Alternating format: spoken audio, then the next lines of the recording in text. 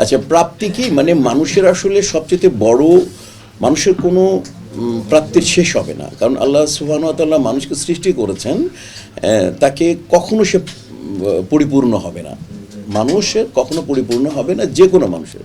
Mark Zuckerberg বলো, বা মনে করো যে পৃথিবীর মেসিকে বলো, নেইমারকে বলো, রোনালদোকে বলো, বা মনে করো যে তুমি যাকেই বলো, আর্টিস্ট বলো অথবা সায়েন্টিস্ট বলো, তার শেষ হবে না। কাজেই পৃথিবীতে মানুষ অপ্রাপ্তি নিয়ে প্রস্থান করবে।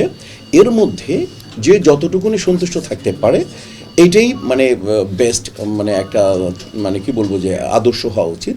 যার যতটুকুন আছে সেই যোগ্যতা অনুযায়ী সে যদি নিজেকে শৃঙ্খলার সাথে ঠিকঠাক থাকতে পারে, যাতে সমাজ, তার পরিবার, তার দেশ বা পৃথিবী যাতে অপ্রস্তুত না হয়, তাকে ওইভাবে খুশি থাকা উচিত। সেটা যার যতটুকুন যোগ্যতা আছে সেই অনুপাতে সে চেষ্টা করুক। ব্যাস, আমার অপ্রাপ্তি বলতে আবারও বোঝালাম, মানুষ জীবনও প্রাপ্তি হবে না, প্রাপ্তি হবে একেবারে আখেরাতে, আল্লাহ বেহেশতে প্রাপ্তি, পরিপূর্ণ প্রাপ্তি হবে। বাকি দুনিয়াতে সে কোনো মানুষের প্রাপ্তি হবে না।